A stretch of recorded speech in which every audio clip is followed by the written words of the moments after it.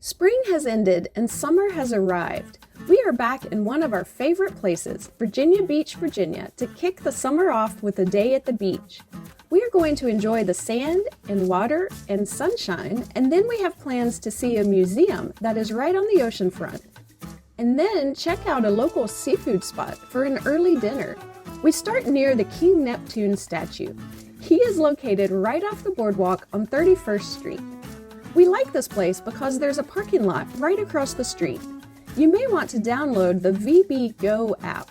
It shows you where parking is available along the beach and allows you to pay for parking through the app as well. If you have a hotel room actually on the beach, you're going to want to leave your car parked there as much as possible. You can walk to a lot of oceanfront places on the boardwalk or on Atlantic Avenue, the road that runs parallel to the boardwalk.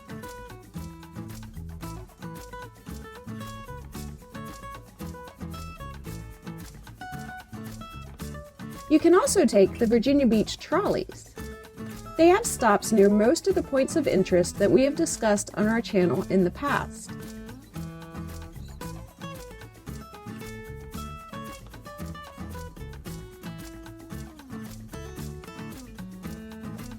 You can rent a bike or Surrey bike to ride along the ocean in the bike lanes by the boardwalk.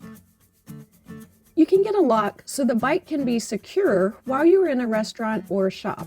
If you are leaving the area close to the beach, you'll need to drive, obviously, but parking spots near the beach cost money and can be hard to find as the day goes on, especially on summer weekends. If you visit in the winter, you can miss all that, of course. We spent some time on the beach, and we saw dolphins in the distance. The water was a bit cool, as it often is early in the summer, but it wasn't intolerable. We got used to the temperature after a few minutes.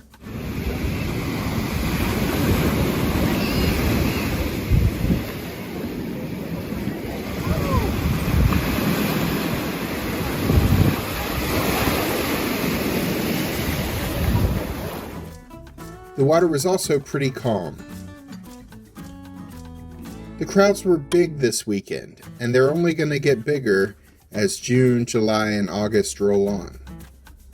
There are less crowded beach areas in the city like Sandbridge and the super uncrowded Falls Cape State Park, a beach you have to hike to if you want to enjoy it. We have videos about these places on our Virginia Beach playlist. But if you go to these uncrowded beaches, you will be further from all the attractions, shops, and restaurants. So keep that in mind. There are also dolphin boat tours, fishing trips, and other boat cruises to enjoy along the ocean front.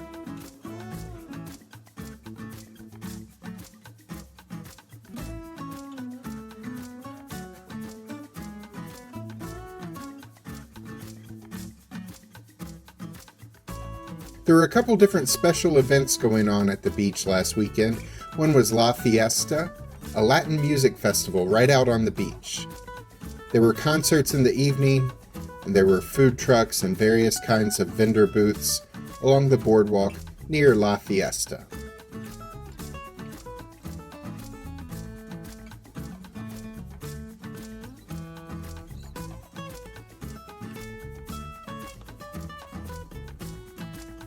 There was also a Juneteenth celebration that was about to start as well while we were at the beach. They were setting up the stage when we popped by to see what was going on. There are several stages along the oceanfront, and musicians perform many nights throughout the summer. There are also other performers such as jugglers or magicians, and there are movies under the stars weekly in the summer as well.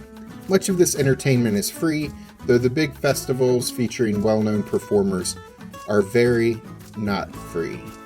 So our plan was to visit the Virginia Beach Surf and Rescue Museum.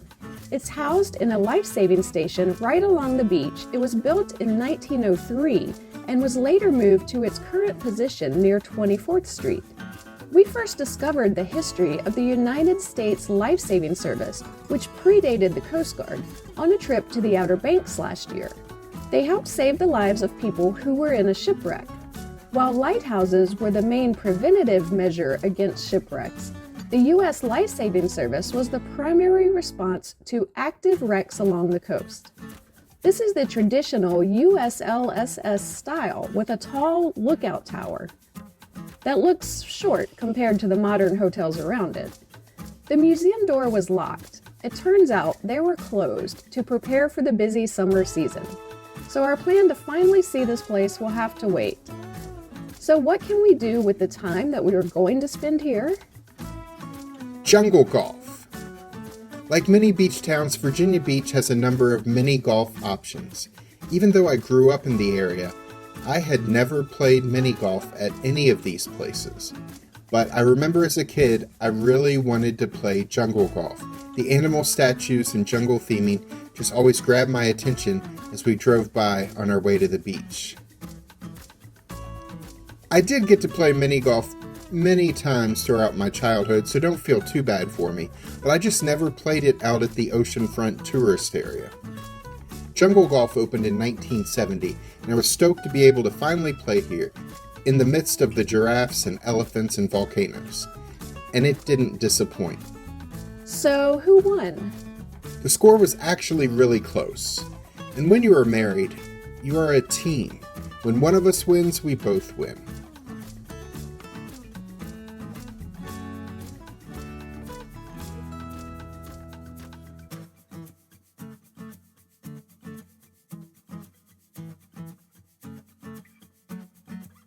One thing I liked about this course was that some of the holes had a spinner where you spin the wheel to determine what special rules that hole will be played under. Like, we had to giraffe putt on one hole, which meant we had to putt between our legs. Real golf aficionados may not like changing the rules up like that, but you're putting around a volcano and under a giraffe, so this ain't the PGA Tour.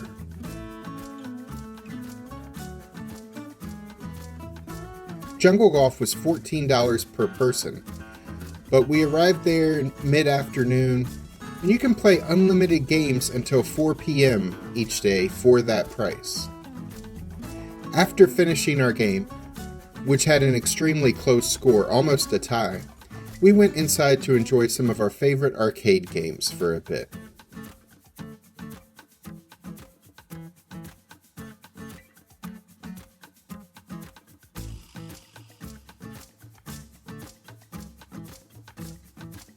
I especially enjoyed air hockey.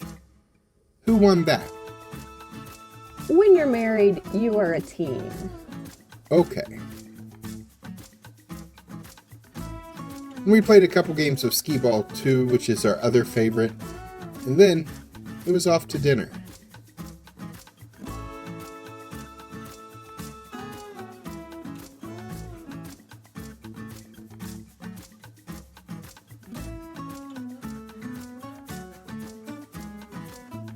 We went to Harpoon Larry's for some seafood.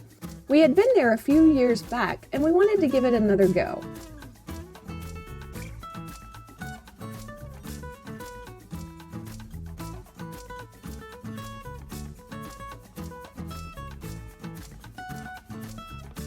Here is the menu. You can pause it if you wish to read it in detail.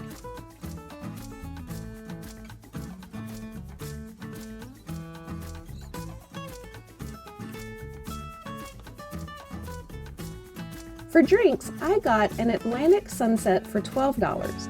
It contains coconut rum, dark rum, grenadine, orange juice, and pineapple juice. Jack got a frozen pina colada for $9.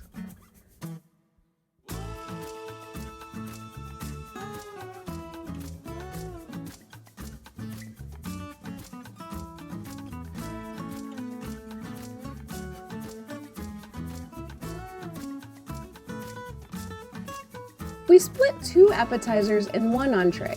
Our first appetizer was hot crab dip with tortilla chips for $13.99. The dip was cheesy with lots of crab meat and well seasoned. The other appetizer we split was potato boats for $9.99.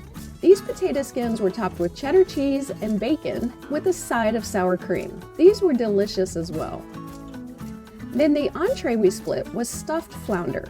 This was fresh flounder stuffed with fresh crab meat for $23.99. It came with 2 sides. We got mac and cheese and waffle fries.